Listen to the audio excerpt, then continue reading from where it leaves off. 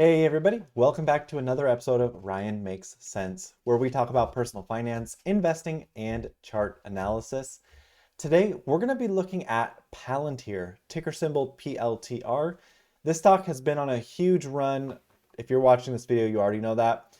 I want to look at the financials, what the stock price comes out to be based off my calculations, where we can see the chart going, and looking at forward guidance.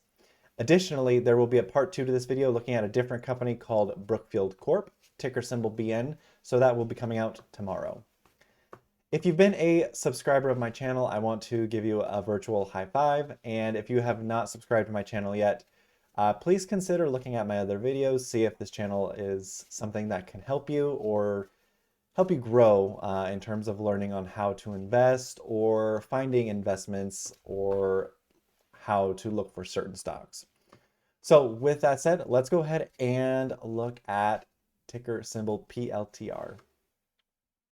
All right, you guys, we are on finviz.com, the world's greatest website. I highly encourage you to go down the rabbit hole on this one to learn all the different data sets and what the definitions are to properly read financial statements. So let me go ahead and shrink myself so we can get a look at this beautiful chart. Okay, so what we have is the daily chart here for Palantir. It looks healthy overall. We've got a really nice candle on the daily here. This would signify another move up if you are just basing this off of the daily candle. However, if you know me, you know we look at the macro and then we go inward. So also just looking down at our strength indicator, this is really strong. This is signaling a move up as well. Momentum is reversing upwards as well here. The money flow it's going up as well. And then the relative momentum indicator also showing that it is going up. And this is on the daily. So let's just compare to other charts really quick. Weekly looks like it is hot. RSI is at 73. MACD is the momentum is heading downward here and like kind of see my scroller going this way. However, that could change rather quickly over a week period. So again, just looking at the volume. So last week, ending the 28th, we had 264 million in volume. Week before that, 366. Week before that, 279. So volume on the weekly is tapering off. However, again, we look at the macro. So we're going to go to the monthly chart here.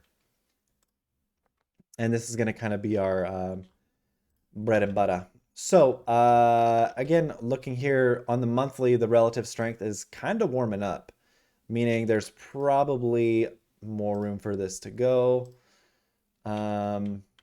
We could see it breaking out. The support that, the stock could come back to is likely this line.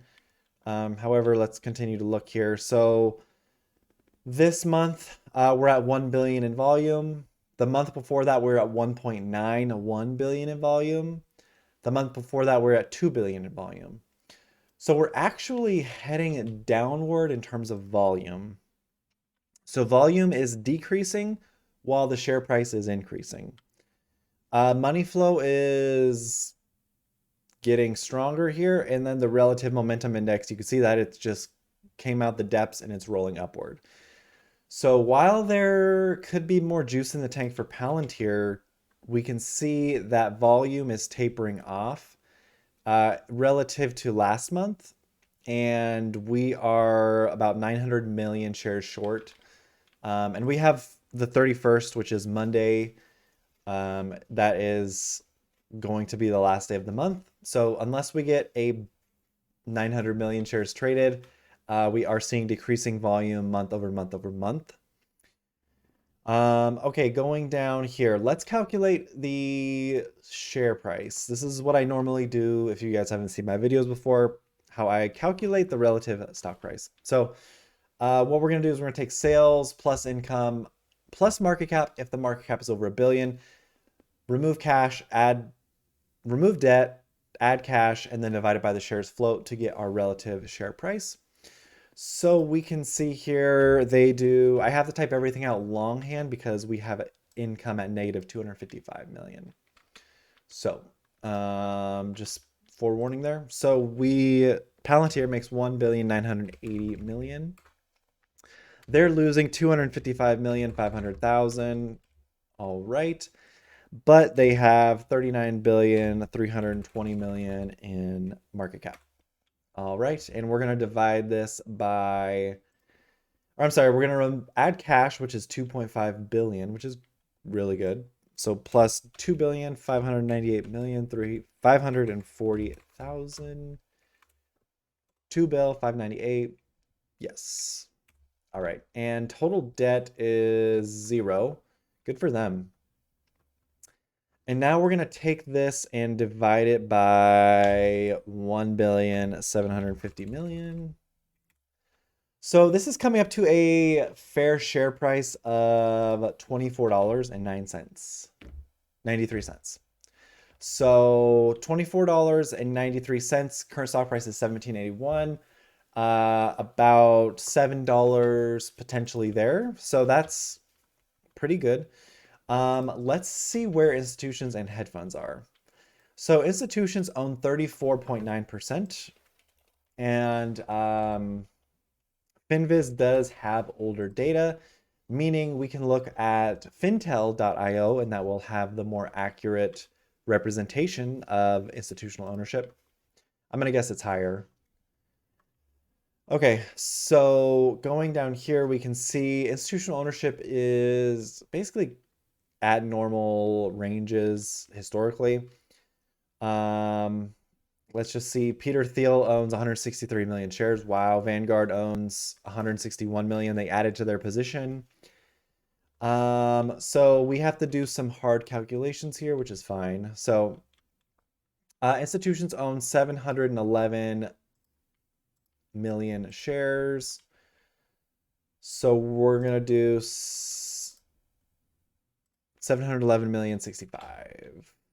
So 711 million 65. All right. Divided by 1,750,000,000 shares. All right. So it looks like institutions own actually 40.6%. That is up about 5.1% here. So institutions have been buying this. That is a good thing. It goes to show that likely once Finviz updates, it's going to show that institutions have purchased more. So that is all gravy. They are not profitable. However, what we can see here is this beautiful stair step. I mean, this is amazing. So 2018 to 2019, 2021, 22, amazing growth here. Earnings per share has flipped and it looks like it is heading towards positive. So what can we forecast now? So let's go ahead and go down. Okay, so let's examine the cash. So historically, their cash is at all-time high. They have 2.5 billion in cash. That's the highest they've ever had. And this is as of the latest reporting of last year of 2022. So they likely have more unless there likely has been more cash added unless they've purchased other assets for their company, which you could find in their latest PRs. Total debt, historically they haven't really carried much debt. Good for them. Total liabilities, though, however, it looks like since 2019 they racked up some heavy liabilities and they've been paying it off pretty moderately. So that is good. Total assets is 3.4 billion. Total liabilities 895 million. That's a good ratio. Assets dwarf liabilities 8, 16, 24, 32, about 4 to 1, which is great. Let's go to their income really quick. So back in 2018, they were getting 595 million in revenue. They have doubled that in 2020. So 2 years they doubled. And 2020 to 2023, it looks like they're going to double again. So we are looking at All right, so we still have three more quarters to record on FinViz, and currently the revenues for Palantir are at 1.98 billion. However, if we look at the average of the last three recording periods, we have 508, 477, 473. If we wanted to conservatively say they'll bring in 480 for the next three reporting quarters, so 480 times 3. So they'll bring in 1.4 billion at the end of this year, essentially. So, well, if we add in the 525 plus 525, so they're at 1.96 billion for the year conservatively. That butts up to the 1.91.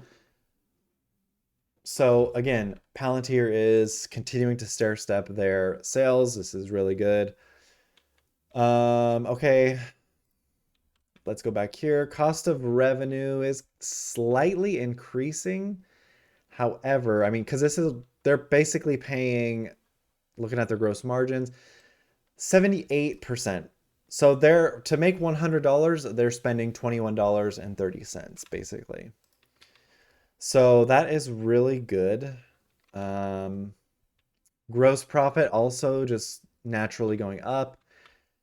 Net income organically going down. So we were at 1.16 bill negative net income. Cut that in half, cut it in almost, not really cut it in half again, but now down to 255. Again, next quarter, we would anticipate this to be around 100, 120, 150. That would be really good. Just heading towards net profitability. We see insiders selling, not too much. These are the directors and not really the CEO as it looks. And it also says see remarks, which could be tax purposes or pre-planned sales. Do your own research into that. I'm trying to look at this as unbiased as possible. Okay, Peter Andres Thiel. Peter Thiel is co-founder. Okay, so yeah, I would just look into the see remarks here. I will leave that for homework for you guys. So in terms of a fair share price, we have 24. However, this is on a momentum roll. So this could go higher or it could stagnate. So, I mean, basically, here is what we have in terms of support and resistance. I'm going to continue to draw some lines here. With the floor being 1051. Anything under 1051 was kind of a steal, it looks like, based off of chart patterns. What we could also see is if we get to this $26 level, which is near our 24, it would essentially be creating a cup. Then we want to see a handle being formed here. So let's see if I can do a free form draw here, a brush. Okay. Sorry, I've never used the brush before. So let's do the brush. We have our cup height right here and our cup right here. Normally, if it is a very bullish cup, the price will go a little bit higher and then it should come back down. So what we'll see is likely cup and then our handle coming down this way. So we could see the stock get to 27 and then back down to 14. And then what we're going to do is to capture the cup and height price target calculation, we essentially take the cup height, which we have as 20, let's be conservative. Let's do 26. And we're going to take the cup low, which was 584. So 26 minus 584. So now we add this onto the top of the cup, which is 26. So if Palantir continues to, again, continue these sales at this pace, continues to reverse their earnings per share into positive territory, and continue to keep their gross margins very high. Right now it's 78%. I would be happy. Anything over 35 to 40% is going to be golden. So if they can continue sales at this clip, if they continue to reverse their earnings per share, you know, their guidance, they haven't been around for 5 years. So again, you can't really historically see how they've performed in the past. But just note, they're guiding out 5 years, which is a little tough to do given things can change. So again, we're seeing all the signs here are pointing to around $24, $26 with a cup. This would be a healthy pullback, by the way, a cup around $14 to $16, depending on where the right side of the cup ends up topping up to.